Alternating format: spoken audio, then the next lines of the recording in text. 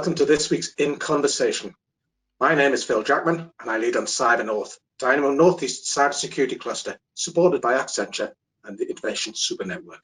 Each week, I'm talking to people in the Northeast cybersecurity industry. And today, I'm joined by Hydeam Sulton, Head of VAT and Indirect Tax at MHA Tait Walker. Hi Hydeam, how are you? Hi Phil, how are you? I'm very well, thanks. Good to see you. Can we start then by just telling us a bit about yourself and Tait Walker? As you mentioned, so I lead the VAT practice at MHA Tait Walker. So we're a Northeast firm of accountants. We kind of do the full range of kind of accountancy services, tax, audit.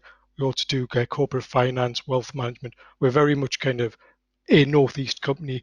Our heart is in the Northeast, and we've just opened a new office in Stockton, kind of expansion of the office that we had there before. So, and one of our key kind of sectors is IT, digital and creative. So yeah, we're a Northeast-based firm, but we're also part of the national MHA network and Baker Tilly International. So we've got a global reach.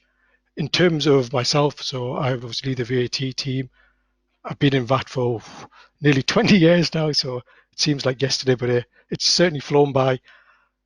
I joined MHA last year. Prior to that, I looked after VAT compliance and reporting, business partnering for whcih, the accountancy software global firm. I've also been a head of tax professionalism at HMRC, kind of a lead VAT specialist in a number of technical areas for very specialist international units. I've also been a financial services VAT specialist for a Big Four firm. It was involved in quite a lot with fintech and kind of the startup before kind of fintech became the beast that it is now. So yeah. Excellent. So, I mean, you've got a considerable background in finance and fintech across a whole range of companies. So how did you get into that? So I mean, I originally trained as a lawyer, so I was going to go down the legal route. I kind of got into accounting by joining HMRC's kind of graduate schemes. It's been just a kind of an evolution throughout my career. These things just kind of come along. I did a VAT. We obviously, the firm that I work for had a big specialism in financial services, and I kind of got involved in kind of fintech and kind of was really interested in that sector and kind of how it had the kind of power to disrupt. Again, working for somebody like whcih as well. whcih has been like a fantastic Northeast success story, a company very much kind of built in the Northeast. Indeed. So Tait Walker, I know, have been involved in a number of cybersecurity events. Indeed, I think I attended one last year, although I went to the wrong hotel at the first. So what's MHA Tait Walker's interest in cybersecurity? So I guess as I've mentioned, one of the things we've got, IT, creative digital is kind of one of our key sectors that we kind of look after. So we have a number of kind of firms in the kind of technology space, from kind of like regional heavyweights to kind of small startup businesses. I guess as a firm of accountants as well, our kind of role's not just number crunching, we're kind of business partnering, and kind of one of the things we need to kind of make our clients aware of is kind of risks that they're exposed to, and kind of one of the key risks they're exposed to is cybercrime. So on the tax side, that could be kind of advising of what are kind of phishing scams, kind of how the kind of the sector's going, and obviously just making sure if anything happens to our clients in terms of their own data security, we've got a kind of network and we can connect them to people that can assist. Okay, so on the face of it though, your role doesn't seem to relate to cybersecurity. I mean, accountancy, law, I suppose, but so how does tax consideration, do they come into play? So, I mean, as a general kind of principle for all kind of businesses, so all tax authorities around the world are becoming increasingly digital. So again, the kind of doing accounts or anything like that on paper is kind of no longer kind of the norm.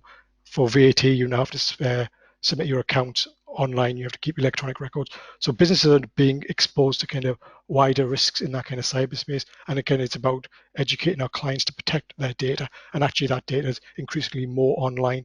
I think COVID's taught us kind of a lot of people are doing more things from home. Actually, that creates a risk, and a lot of our clients were maybe kind of more traditional kind of bricks and mortar type organizations, and when they move to digital, it exposes them to risk. Within obviously the businesses that work within the cyber sector and fintech and the rest of the other sectors, there's a lot of kind of niche bits of VAT which they disrupt us to a network, and obviously the big players in that market kind of have got a lot of kind of regulatory kind of compliance activity.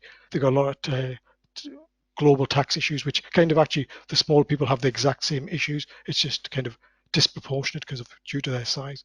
I think one of the things as well is it's a global industry, so kind of it's one of those industries where you could quite easily be dealing with anybody from around the world, and that kind of opens up its own kind of tax issues when dealing kind of Sorry, Hydeam, internationally. so does this mean that you have to straddle two horses, a technical one and a financial one? And if so, how do you manage to keep up? So again, one of the things with the industry is you've got to kind of know your clients, know exactly what it is they're doing. The kind of the nuances of what they're doing can very much impact the kind of the liability that's going to be applied. So as an example would be kind of financial fintech. Some businesses believe they're kind of fully financial services business. Others are IT companies that do financial services side. So it's understanding what they actually do and how that kind of overlays with the tax position. As a general point, kind of there is an international kind of drive for taxing the digital economy, and again, it's a lot about where the actual activity kind of happens, and a lot of kind of tax authorities are struggling to kind of tax kind of digital services. Again, if you're delivering services to clients all around the world, where is that kind of value being generated? Yeah, very, very interesting. So do you think that professional services has a greater role to play in cybersecurity? I think we definitely do. I think it's there's always that awareness role, so making clients aware of kind of the risks that are out there. For ourselves, obviously, we've got a responsibility to kind of protect our client data, to make sure our client data is safe. Again, for our clients, is kind of advising them kind of where they may to kind of tighten up their security. If we come across kind of clients that have had a particular kind of attack against them, it's kind of making other clients aware of that. So for HMRC, there's a lot of phishing scams going on. Again, it's all too common for businesses for details to be changed for people to get into their system. We have a lot of clients that have kind of very kind of sensitive kind of data. It's a case of making sure that they keep their IP secure. Obviously, people sometimes don't think about the risks to that. It seems to be kind of a Hollywood movie kind of problem that people are out there trying to kind of steal your data, but actually it's very, very important because that's your IP, particularly for kind of startups and very innovative businesses. It's that kind of getting the market first and that kind of key crucial kind of difference that you can kind of bring. If somebody kind of gets hold of that before you've managed to get that to market, it's obviously a problem. Excellent. So do you think this role as professional services is going to, how's it going to evolve into the next few years?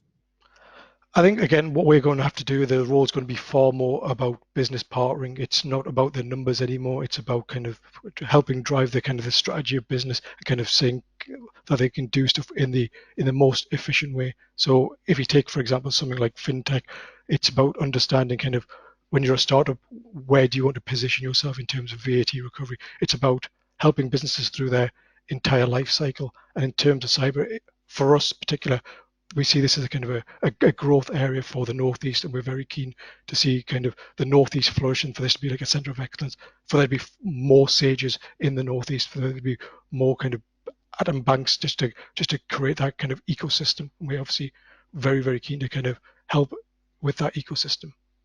Excellent, me too. So where's your own personal focus right now?